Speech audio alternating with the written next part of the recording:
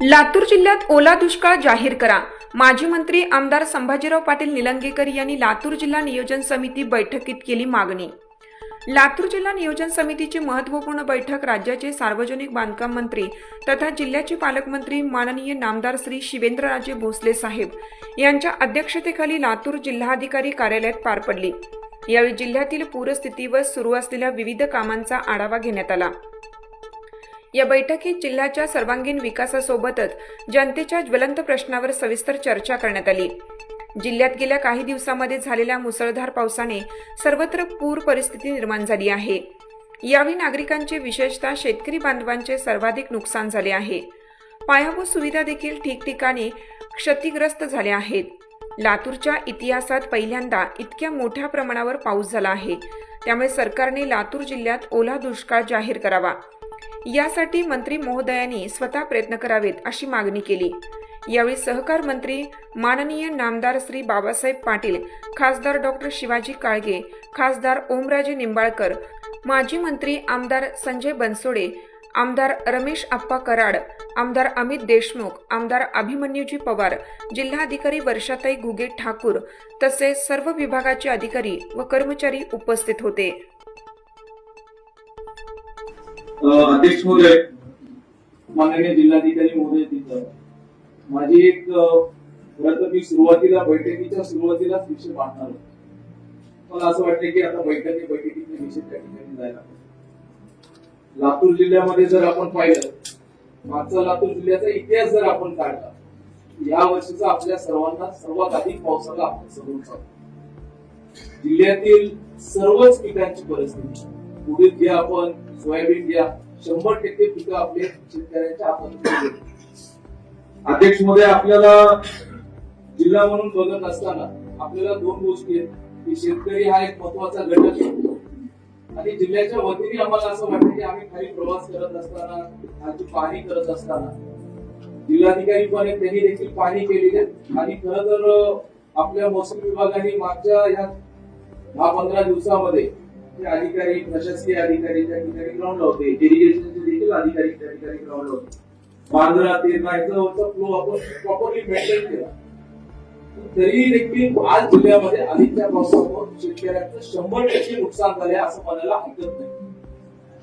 त्यामुळे आमची आपल्याला विनंती आहे, दोन गोष्टी आहेत। एक तर लातूर जिल्ह्याला आपण ओला दुष्काळ असं जाहीर करावा, असं एक आम्हाला त्या ठिकाणी वाटतं की आपण आपल्या सरकारकडे मांडत असताना जिल्ह्याच्या वतीने ही भूमिका मांडणं गरजेचं आहे। दुसरा एक महत्वाचा विषय, माननीय अध्यक्ष महोदय, या पावसामध्ये जर पाहिलं की मांजरा आणि तेरणामध्ये 5 वर्षातून कधीतरी एकदा अशी वेळ येते त्यावेळेस आम्ही धरणातून पाणी सोडतो, पण मागच्या 10-15 दिवसांमध्ये किंवा महिनाभरामध्ये आम्ही बरोबर आहे ना, महिन्याभरामध्ये 5 वेळेस आपल्याला पाणी सतत सोडावं लागतं आणि मांजरा आणि तेरणीचं पाणी सोडल्यानंतर याचा जो शेवटचा जो जिथं संगम आहे हा म्हणजे निलंगा विधानसभा असेल किंवा आपल्या बॉर्डर त्या ठिकाणी असणार आणि जिल्ह्यामध्ये ह्या पावसामध्ये अध्यक्ष महोदय रस्ते, पुलं, गावाचा संपर्क हा सगळा त्या ठिकाणी केला। माझी आपल्याला विनंती आहे, राज्याचं सगळ्यात प्रमुख खातं आपल्याकडे, ज्याच्या माध्यमातून आपल्याला पहिल्या टप्प्यामध्ये महाराष्ट्रामध्ये फार मोजके जिल्हे की जिथे आपल्याला फ्लड मध्ये आपल्याला निधी द्यावा लागेल। यावर्षी असे काही अधिक जिल्हे नाहीये, पण आपल्या लातूर जिल्ह्यामध्ये फ्लड मध्ये आपल्याला जिल्हा काउंट करावा लागेल। अधिकचा जो प्रस्ताव अजून आपल्याकडे आलेला आहे त्या प्रस्तावाला अध्यक्ष मध्ये आपण त्याला परवानगी द्यावं लागेल। त्याला जे काही निधी उपलब्ध करून द्यायचा असेल, पुलांसाठी असेल, त्यासोबत रस्त्यांसाठी असेल, जे रस्ते आपल्या स्टेटकडे असतील त्याला आपण देणं गरजेचं आहे।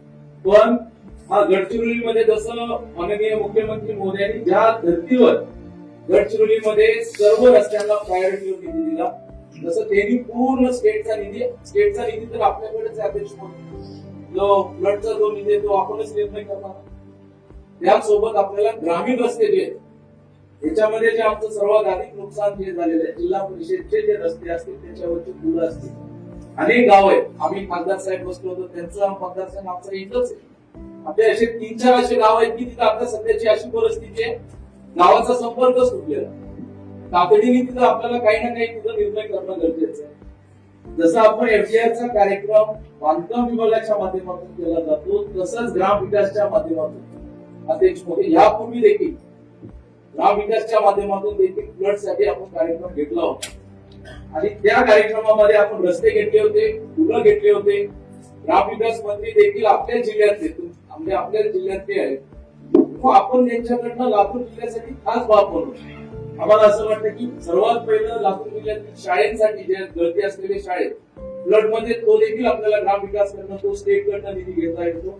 आपल्या डीपीसी मधला जो निधी आहे तो आपल्याला पूर्ण नाही 3 कोटी रुपये आपल्याकडे असतात.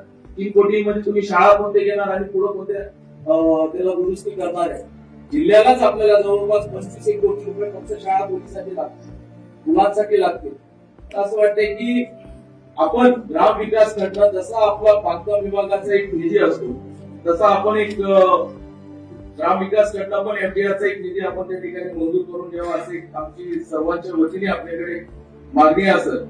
त्यासोबत अध्यक्ष महोदय या 15 दिवसामध्ये नागपूर जिल्ह्याने ज्या गोष्टी पाहिल्या म्हणजे खरं तर प्रशासनाने सतत राहिले, माननीय मुख्यमंत्री महोदयांच्या सतत सूचना होत्या, पूर्ण प्रशासन खालीपर्यंत काम करत होतं.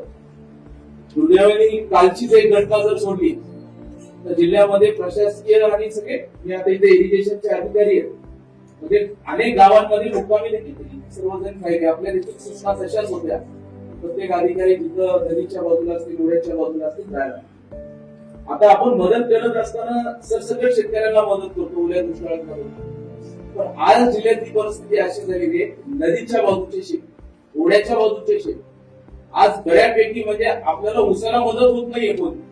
पण आज जरी ऊस पाहिलं ते देखील मागचे 10-15 दिवस झाले ते पाण्याखाली ऊसाचं पीक अनेक ठिकाणी आपल्याला दिसून येतं. वेगळे पंचनामे नदीच्या बाजूचे, ओढ्याच्या बाजूचे त्यांना वेगळी मदत आपल्याला सरकारकडनं काल मुख्यमंत्री मोदयांनी जी घोषणा केली त्या घोषणेच्या माध्यमातून ज्या धर्तीवर गडचिरोलीला आपण त्या ठिकाणी मदत करून दिली. माझी मंत्री महोदयांना विनंती आहे, आपल्या जिल्ह्याला कुठेही मागं पडणार नाही, कोणत्याही निधीच्या बाबतीमध्ये कमतरता भासणार नाही आणि हे जे काही ग्रामीण भागातले रस्ते बाकीच्या शेतकऱ्यांचे विषय असतील त्याला सर्वांना आपण पुढे घेऊन जातात आणि लातूर जिल्हा हा ओला दुष्काळ म्हणून आपण सरकारकडनं मान्यता घ्या ही अशी अपेक्षा देखील आम्ही आपल्याकडनं व्यक्त करतो.